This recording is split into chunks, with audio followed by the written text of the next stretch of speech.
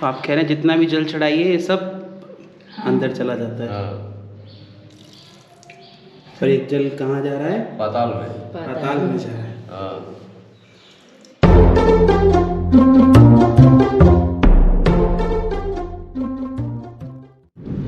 Hello hello hello, नमस्कार, सत श्री अकाल, अस्सलाम वालेकुम। स्वागत है आप सबका अपने चैनल ट्रैवलर्स पर। आज है 26 अक्टूबर 2023 और हम निकले हैं उज्जैन से। पिछले ब्लॉग में आपने देखा था हम निर्मल मुंडेल जी से मिले थे और थोड़ा बहुत खाना पीना खाया था। थोड़ा बहुत नहीं, बहुत खाना पीना खाया, बहुत सारा खाना पीना खाया था। लेकिन रात को निर्मल जी ने पहले ही अल्टीमेटम दे दिया था कि भाई गाँव के जाना है। तो हम जा रहे हैं उनके गाँव, उनके घर दंगवाड़ा, और दंगवाड़ा में उनके परिवार वालों से मिलेंगे। और उन्होंने कहा है कि आपके लिए स्पेशली दाल बाफला बनवाया है। तो तीसरा दिन है आज हमारा, हमने अभी तक दाल बाफला नहीं खाया है, तो सोचा आप घर का दाल बाफला ऐसा इसलिए नहीं कि उनसे मिलना था, उनसे तो मिलना बाद में डिसाइड हुआ, लेकिन वो चांस नहीं बन पाया कि इतना खाना हो गया, खा पाए या नहीं खा पाए। तो घर जाना है और उनके घर के पास ही ना गाँव में एक महादेव का मंदिर और है, गुरेश्वर महादेव। तो वो महादेव मंदिर घूमेंगे, वो दिखाएंगे आपको। बराबर में एक और मंदिर है कपिलेश्वर, वो भी दिखाएंगे। और फिर भोजन करके वहाँ से निकलेंगे हम आगे के लिए। तो आप लोग बने रहिए, देखते रहिए। आज आपको हम एमपी के थोड़े इंटीरियर में लेकर चलते हैं और जो उज्जैन सर्किट में आपको नहीं दिखता वो दिखाते हैं। जो हमारा काम है हमेशा की तरह अलग जगहों पे चले जाना बस। और निर्मल जी आई एम वेरी एक्साइटेड कि उनके घर जाना होगा, और वो कह रहे थे गाँव वाला फील और घर का खाना, तो मैं वो घर का खाना वाला फील से मैं बहुत एक्साइटेड हूँ। 2 दिन हो गए ना बाहर खाते। वो मैटर नहीं करता, लेकिन कहीं आए हैं तो वहाँ का ऑथेंटिक खाना जो होना होता है वो खाने मिलेगा। चलिए चलते हैं। निर्मल मुंडेल जी के घर आ गए। उनके पिताजी, उनकी माताजी और उनके छोटे भाई मनोज जी से मिलना हो गया है। मनोज जी और उनकी जो मदर हैं वो साथ में आगे जा रही है और हम बस उनके पीछे फॉलो कर रहे हैं। तो चलिए आपको दिखाते हैं एक छोटे से गांव का बहुत ही प्रसिद्ध मंदिर।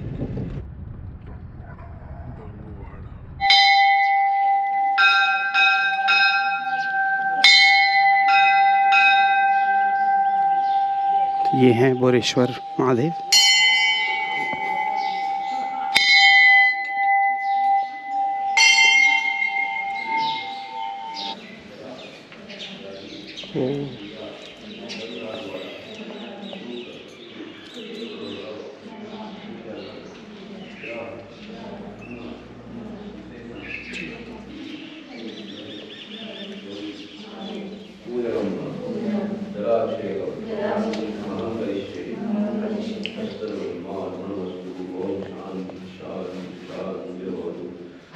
आप कह रहे हैं जितना भी जल चढ़ाइए ये सब अंदर चला जाता है। और एक जल कहाँ जा रहा है? पाताल में। पाताल में जा रहा है। स्वयंभू है ये। पाताल से। अच्छा। कामधेनु पीठ है, कामधेनु स्वरूप। कामधेनु गाय का रूप है। जी। अभी आपको पूरा स्वरूप दिखाई नहीं दे रहा है। अच्छा। इसको थोड़ा सा ऊपर उठा देना, जब पूरा स्वरूप दिखता है इसका, पूरी गाय दिखेगी आपको। मैक्सिमम लोग जो महाकालेश्वर दर्शन करते हैं ना, आते हैं। दर्शन कर लेना एक बार, 2 सेकंड के लिए बस। ये देखिए। ओ जय हो प्रभु, बिल्कुल गौ रूप है। ये वास्तविक स्वरूप यही है इसका। पानी बाहर, ये सब नया है, ये चीजें नहीं। ये नहीं, नाग नया है, पर ये पानी अंदर ही रुका हुआ है। ये पाताल का पानी है। पानी बाहर भी नहीं आता है। नहीं। धन्यवाद जी बहुत बहुत दिखाने के लिए। मनोकामना पूरी गई जी। हाँ, कहा कि जब भी अपना कराने जी। हाँ, तो कामधेनु है ना, उसके पास क्या नहीं है? क्या सब कुछ है उनके पास देने के लिए। सब कुछ देती है वो, जो चाहिए वो। न चलेगा ना हमने। मैंने चढ़ाया। तो बोरेश्वर महादेव के दर्शन हुए पूरे। एक अच्छा अनुभव था। और गांव के अंदर बसे हुए ये महादेव, कहते हैं कि उज्जैन दर्शन के बाद यहाँ ज़रूर आना चाहिए। तो काफ़ी लोग यहाँ आते भी हैं। रक्षाबंधन के आसपास यहाँ बहुत भीड़ होती है। और ये स्वयंभू शिवलिंग माने जाते हैं यहाँ पर। और इनका जो स्वरूप था, जैसा मैंने आपको दिखाया, वो कामधेनु स्वरूप है। पंडित जी ने आपने देखा कि उन्होंने उठाकर उसको भी दिखाया, तो वो एक्चुअली नज़र आया अच्छी तरीके से कि कैसा है। तो अच्छा अनुभव है दंगवाड़ा आने का। अब यहाँ से चलते हैं वापस निर्मल जी के घर और फिर वहाँ से चलेंगे आगे की आपको अपनी जर्नी पर। तब तक बने रहिए, देखते रहिए ट्रैवलिस्ट। गोरेश्वर महादेव के बिल्कुल बराबर में ये बह रही है चंबल नदी और हम नीचे से बस चढ़कर ऊपर आए हल्का सा और नज़ारा बिल्कुल ही बदल गया है यहाँ पर। तो अभी क्या है कि जैसे अभी तो खेतों में अनाज लगना शुरू हुआ है, हाँ बोनी शुरू हुई है। इसके जस्ट पहले पूरी हरियाली थी यहाँ पे। अच्छा, हाँ जब फसल लगी होगी, फसल लगी हुई थी, वो बिल्कुल हरा हरा नज़र आता है। हरा था ये। दंगवाड़ा ये है। हाँ, ये गाँव। अच्छा, अभी कुछ दिनों पहले फ्लड आई थी हमारे यहाँ। ओके, अच्छा, पूरा पानी पानी भर गया होगा सारी जगह। यहाँ से एक करीब कुछ 70-80 किलोमीटर दूर जाना पाओ है। अच्छा, वहाँ से निकल के आई है। अच्छा ये निकल कर आई है अभी? हाँ, ये इस तरफ जाती है पूरी है, पीछे से निकल कर आ रही है इस तरफ। ये वाला वे जो है ना, अच्छा, और अपने खेत भी इसी तरफ है। अच्छा, सारे अच्छा, अच्छा। नदी के किनारे ही हैं। अच्छा अच्छा अच्छा। पेट्रोल पंप है, वो भी अपना ही है। हाँ वो बताया था भैया ने, आपके घर से जरा से ही आ गया हाँ, बस जरा रोड से पे। आगे वो। इसके आगे अपने खेत है। गोरेश्वर महादेव के बाद अभी हम आ गए कपिलेश्वर मंदिर, ये भी यहीं दंगवाड़ा के पास ही है। तो अभी सवारी आ गई है कपिलेश्वर महादेव में।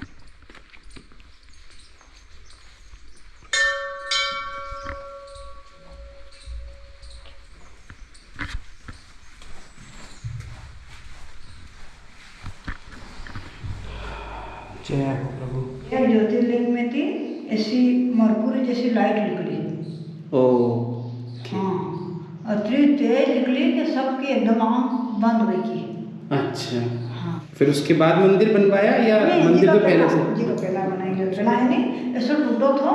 ये जो फूल है नहीं, यहाँ तक वाली की छत थी जमीन का बराबर। अच्छा, न कोई भी नहीं आता, उससे डर लगता।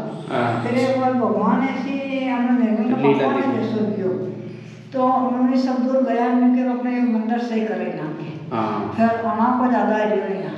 अच्छा। हाँ,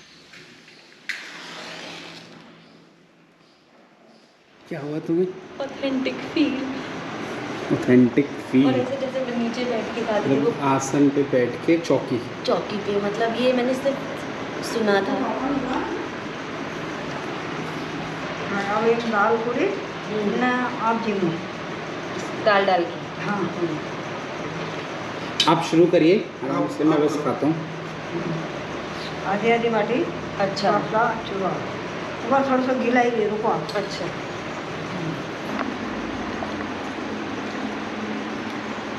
किसान जैसा खाना है भैया जी ये तो। अरे अभी ये बहुत शुद्ध है। हाँ। ऐसा तो मिलता भी नहीं है। हाँ, सब घर की चीज़ है, ठीक, खाली सेव छोड़ी नहीं। अच्छा, ये अचार है? हाँ, घर को सब घर का ही। सब घर का है। दाल भी घर की है। ओके। और ये लड्डू किस चीज़, ये चूरमा है क्या? हाँ, चूरमा। चूरमा। ये आलू की सब्जी है? हाँ, आलू की आलू की, चलो। आलू भी अपने खेतों के हैं। सब हाँ। कुछ अपने खेतों का। हाँ, प्याज भी अपना खेत का ही है। नींबू अब हाल तोड़ी लाई हूँ।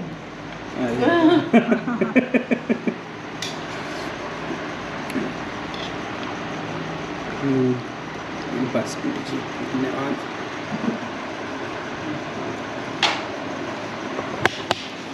चलिए हम करते हैं शुभारंभ अब खाने का।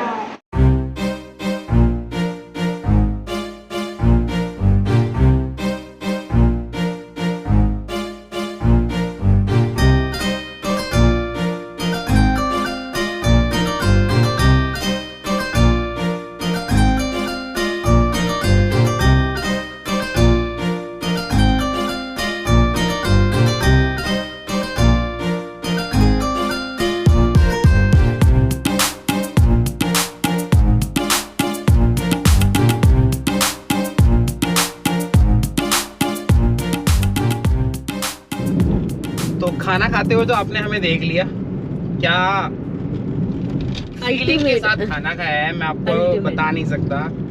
आंटी जी ने बाफला तोड़ के प्रॉपर तरीके से नेहा को खा के बना के दिखाया कैसे खाते हैं।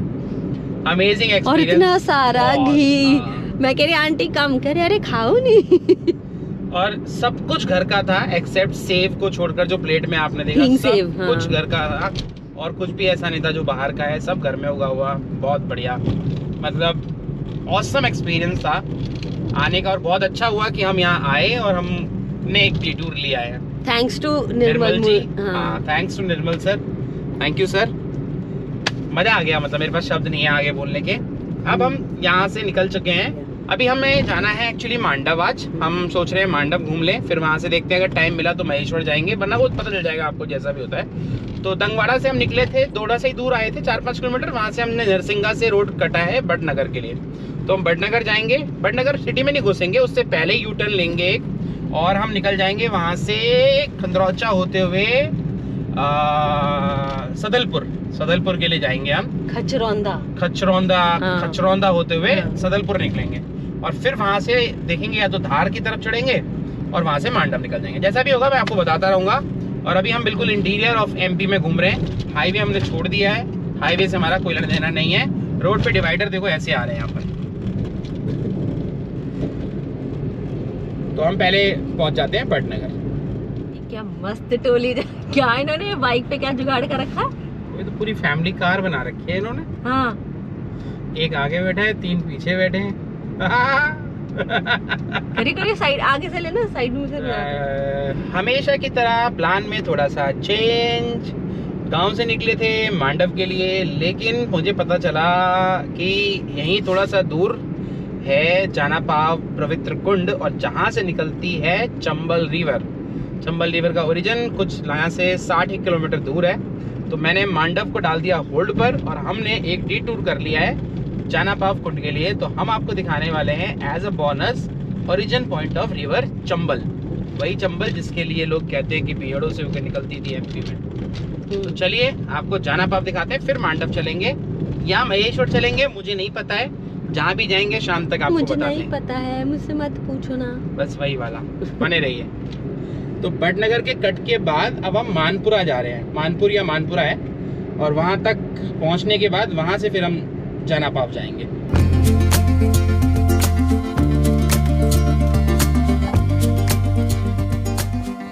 तो अब हम पहुंचने वाले हैं जाना पाव, जो कि परशुराम की जन्म स्थली भी है और साथ साथ है चंबल नदी का उद्गम स्थल। अभी हमने लिया है दिल्ली मुंबई हाईवे से कट जाना पाव के लिए, रोड पर आपको नजर आ जाएगा। अब हम चल पड़े हैं अंदर की तरफ जाना पाव पवित्र कुंड देखने, जो कि भगवान परशुराम की जन्म स्थली और साथ साथ चंबल नदी का उद्गम स्थान भी मानी जाती है। हम घाट्स में एंटर कर गए, अब गाड़ी सीधी जाएगी थोड़ी सी ऊपर, क्योंकि थोड़ा ऊंची जगह पर वो बसा हुआ है।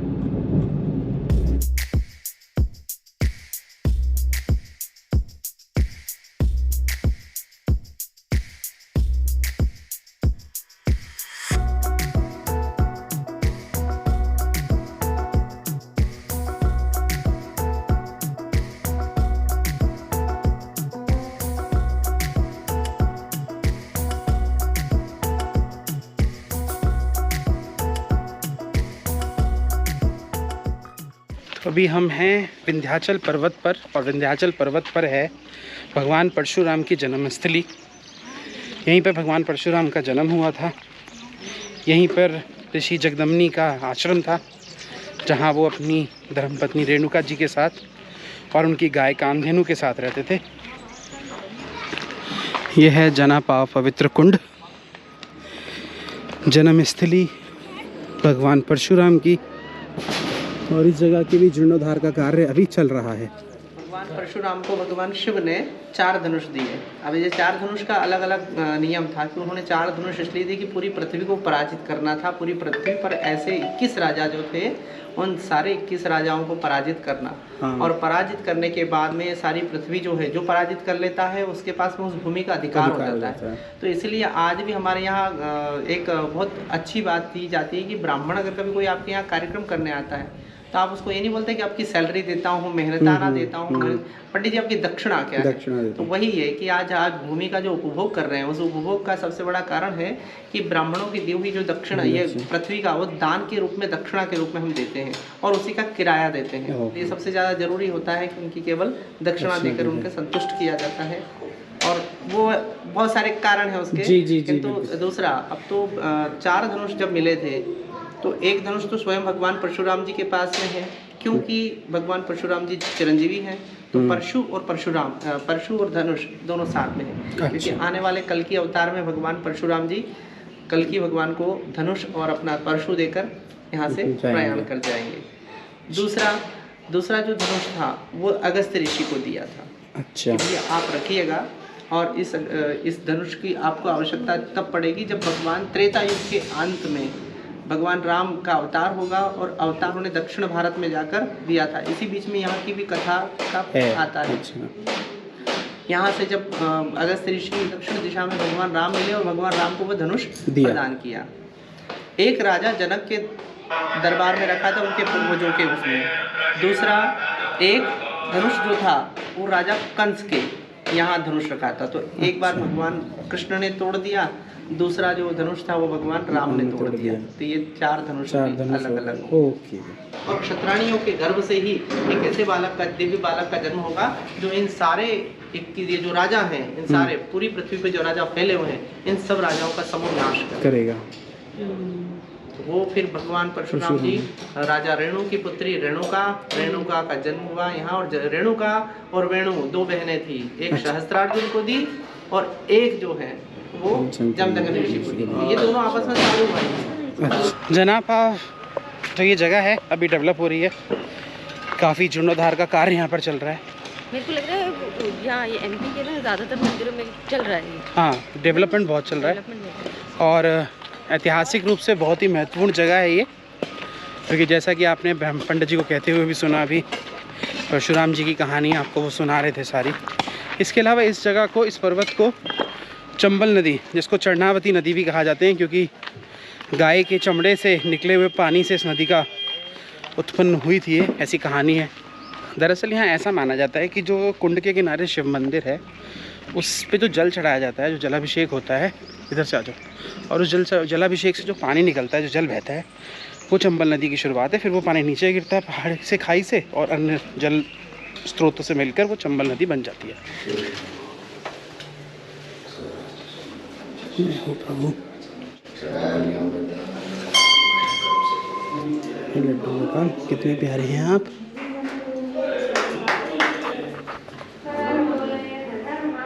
तो इसी शिवलिंग पे चढ़ने वाला जो जल है वह जल चंबल नदी बनता है,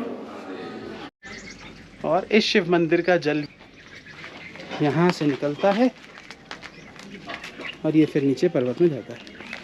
जय हो माता, मारना मत मुझे। बहता हुआ ऐसे नीचे खाई से। यह थोड़ी अजीब कहानी है, और इसका जो मूल स्वरूप नज़र आता है आगे चलकर, वो फिर अलग अलग नदियों की फॉर्म में देखने को मिलता है नीचे, और चंबल नदी बन जाती है।